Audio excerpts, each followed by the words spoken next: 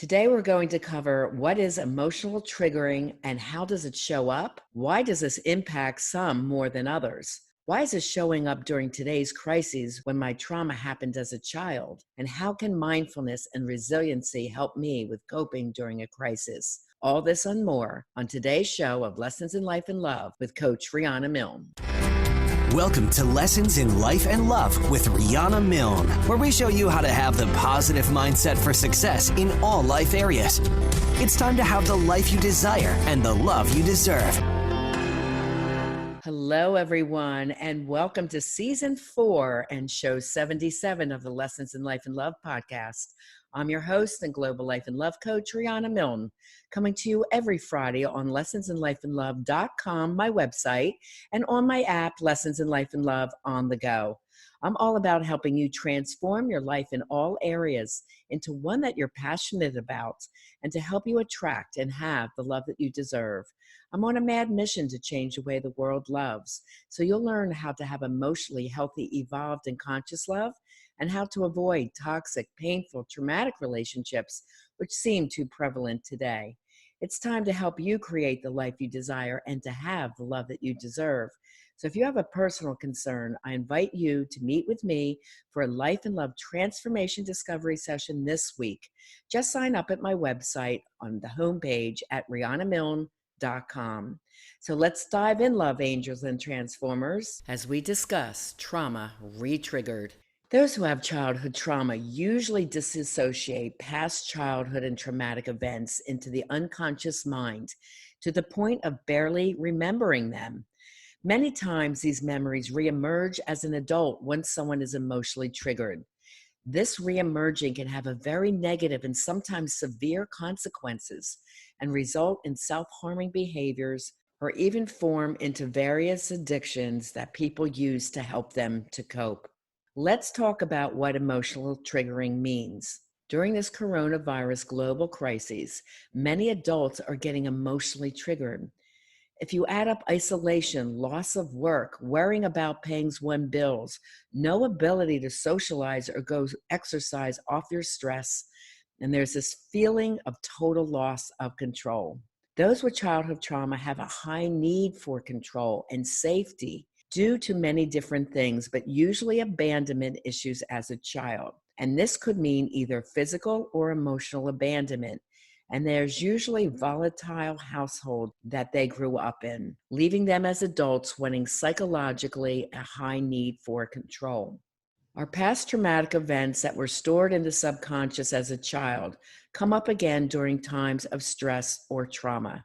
Usually presents as a high anxiety feeling, a feeling of heaviness in the chest, or it could show up as sweating, heart racing, stomach and GI issues or irritable bowel, extreme fatigue, but an inability to sleep where you fall asleep quick and are awake in the middle of the night, and a craving of carbs or comfort foods.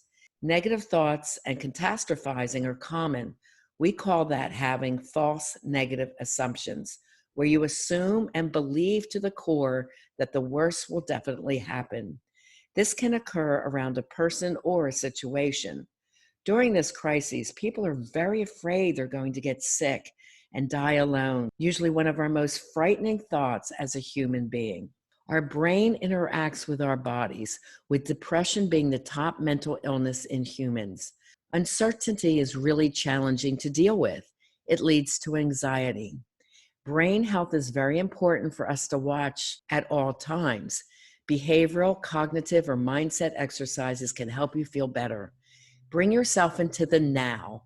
How are you feeling right now? Are you safe? Are you in your home? Is your body okay? Are you feeling well? If all those are a yes, that will help you to calm down.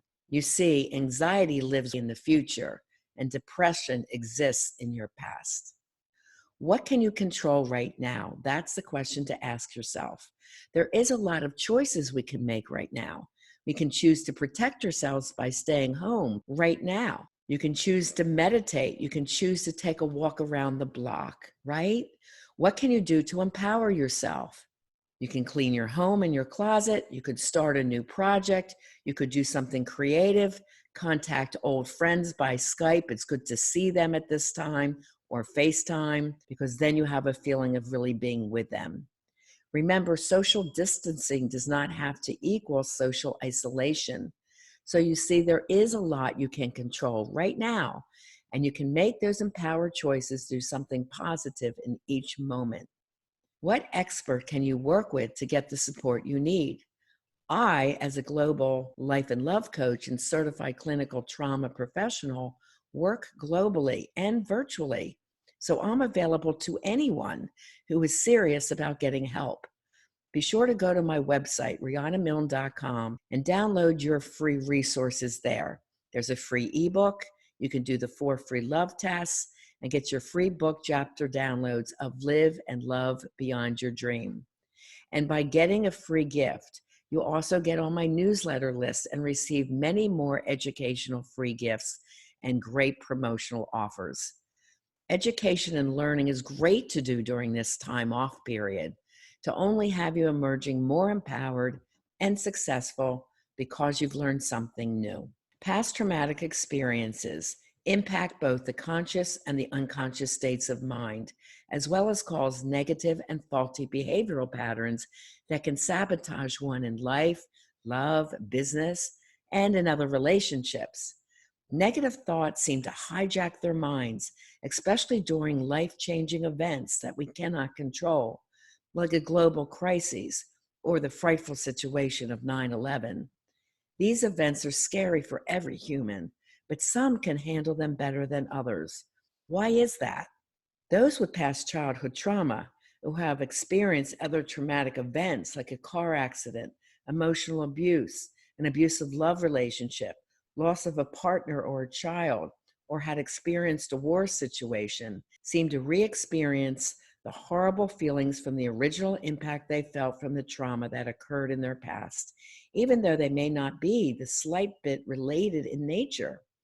It takes full awareness with healing trauma work to be able to affiliate the new emotional trigger to a prior past event. Then at that time, you can, with full conscious awareness, process the feelings in a more understanding and proactively calm way, helping to ease the stress and the trigger response in the body. We'll be right back.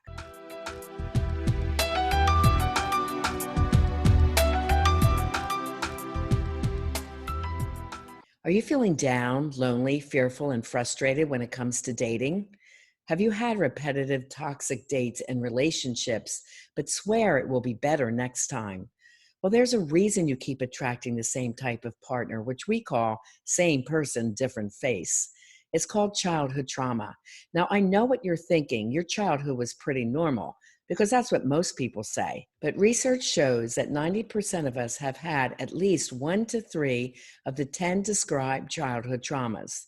Do you want to find out what yours might be? Just go to rianamilne.com and take the 4 free love quizzes. And while you're there, download the free ebook called Why 9 Out of 10 People Struggle in Life and Love and What You Can Do About It. That's rianamilne.com. And let's begin your journey to healing and personal transformation in life and love.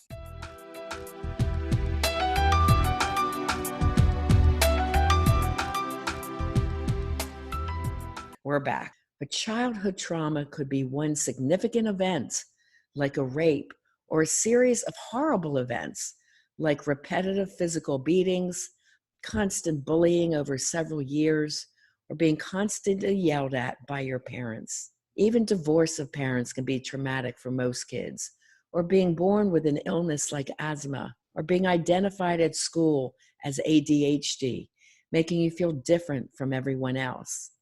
These offenses may look minor to some in everyday situations, but when they happen over time, they erode your self-confidence and your self-identity. Your family may have thought it was cute or funny to call you chubby or compare you to your golden child sibling, but these constant messages can really harm one psychologically over time, leading to low self-esteem and very often problematic and traumatic love relationships, because people of trauma attract people of trauma. Traumatic thoughts and feelings can impact one's mental health in profound ways. The perception of how one sees the world, how they feel about themselves, and how they relate to others when it comes to love relationships or work relationships or even parental relationships. These can all be impacted. Someone with a negative self-concept results from many negative messages from people they wanted to have their love and respect, like parents, siblings, coaches, and teachers. Social pressure to be beautiful and perfect come from messages that are constantly received from the media, advertisements, even religious messages and norms, and friends that judge whether you're hot or not. Healing these messages as an adult is imperative so that the stress response is minimal during a crisis like this. Even verbal slurs over time from parents and friends, like being told, "You'll amount to nothing," or "there's no sense in wasting money in sending you off to college." Even, "You look fat in that. Why don't you change that and put on something different?" Or it could be the opposite, not hearing the words, "I love you," or "I'm proud of you," sends kids out to the streets to find love and acceptance in risky friendships and cheap sexual relationships. These risky friendships often lead to anger, acting out, high-risk sex, anxiety about fitting in and being part of the group, isolating and shutting down, leading to depression, antisocial juvenile delinquency, and petty crimes, and very often drug and alcohol abuse leading to addiction. All this is from a sense of wanting to escape the feeling of unworthiness and not fitting in or not feeling loved at home. Remember, you may feel that you loved your kids the best that you knew how, but your child's perception reflects their feelings. Feelings are not facts, but they must be respected. Being able to talk to your child about their feelings, how they perceived how they grew up, in a proactive way can help your child heal, as well as you healing the parental-child relationship. Whether their feelings are true or false, it's important that you apologize for any sense of wrongdoing that they felt that occurred. That will help bring peace and love into your relationship. Even events that seem minor to one can cause extreme traumatic response in another. During this crisis, some feel absolutely petrified, and others are using mindset principle to find the good in a bad situation. They're using this extra time in a proactive way to either grow a business, start a hobby, clean up their homes, and feel refreshed, or in many other positive ways. This response difference is defined if you are an internalizer or an externalizer.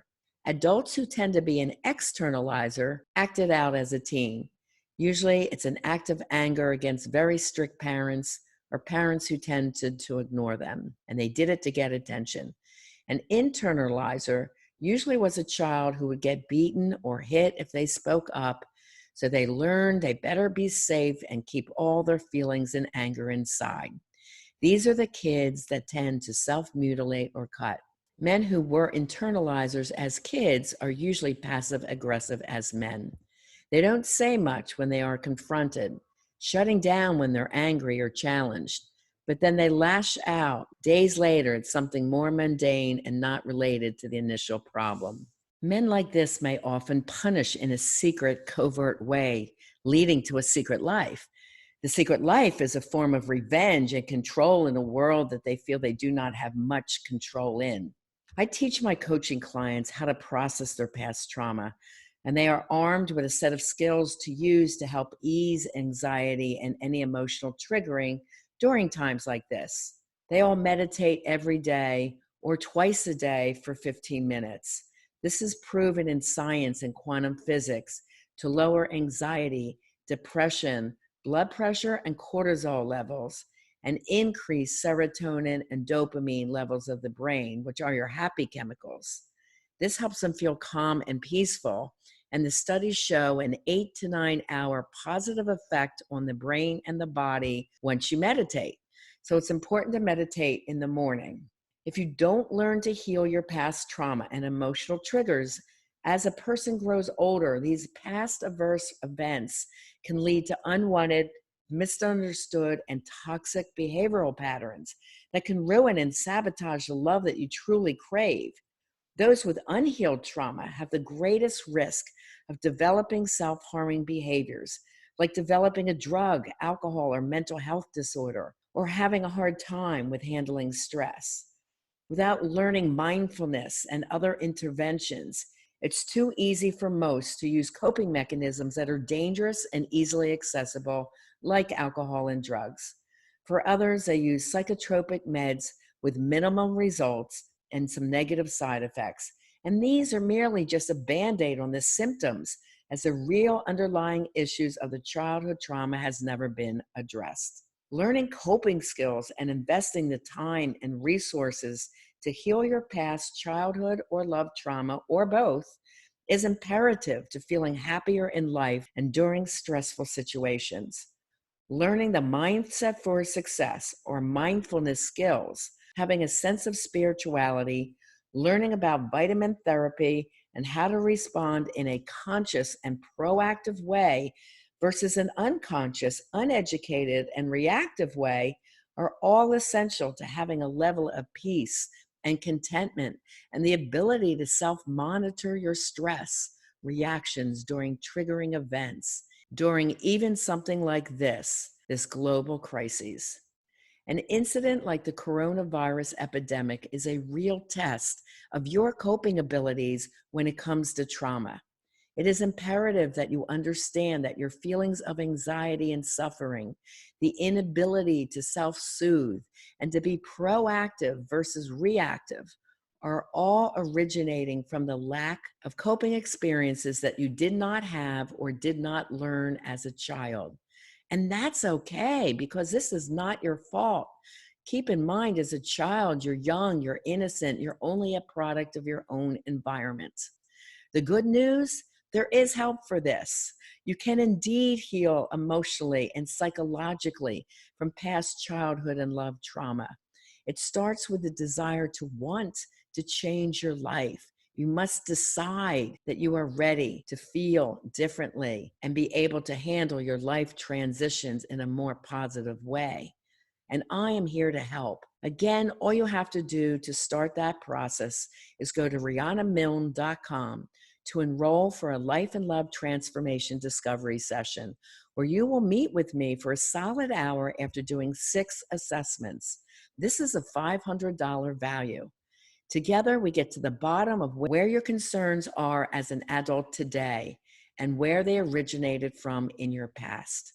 One of my sayings is, you can't change what you don't understand. If you are suffering now and have emotionally triggering responses during this crisis, then now is the time to get help and support through coaching with me. Just go to my website, rianamilne.com, to get free, helpful resources along with the Life and Love Transformation Discovery Session.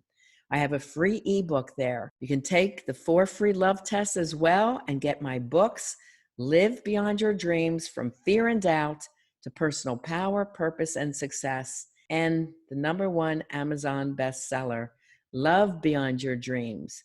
Break free of toxic relationships to have the love you deserve. There's free chapter downloads to both of those books. Also, you can download my free app, Lessons in Life and Love on the Go. If you're out walking, turn it on, walk one way to hear one podcast and walk the other way when you're listening to a second podcast. It will help occupy your mind and you'll learn something while you're exercising. That has both my YouTube channel and my podcast channel on there for free. I do give you a ton of free support and in many various ways, which I think will be very helpful for you. But there's nothing like working with me privately for a one-on-one coaching program to start your journey into personal transformation, to overcome your struggles in life, love, career, business, family relationships, love relationships, whatever it is you're struggling with. Learn the skills today that will last forever in your life. I hope to meet with you soon to see how I can help you best. Yes, today is the day to start creating the life you desire and to have the love that you deserve. Okay, love angels and transformers, that's all we have time for today. I appreciate you sharing the love and the mission of helping me change the way the world loves by sending the show link to your friends that you love and care about. Please do take a moment to subscribe to the channel, whether you're on YouTube or on the podcast channel that you're listening to, and give me a 5-star rating and a comment on what you like about the show. You can leave a longer comment or contact me directly on the lessonsinlifeandlove.com website about an upcoming podcast subject that you would like me to cover. And you can also easily share the show from there. Remember, you can reach out to me for help during the week at my website, rianamilne.com, and get my free resources. And as always, I am here to help you create the life that you desire and to have the love that you deserve. Have a very safe, blessed, and fabulous week. God bless. We want to thank you for joining us on this episode of Lessons in Life and Love with Coach Riana Milne. Go to rianamilne.com for more resources. And if you're really ready to take action to improve your life or love situation, apply now for a session with Riana. And remember, it's time to have the life you desire and the love you deserve.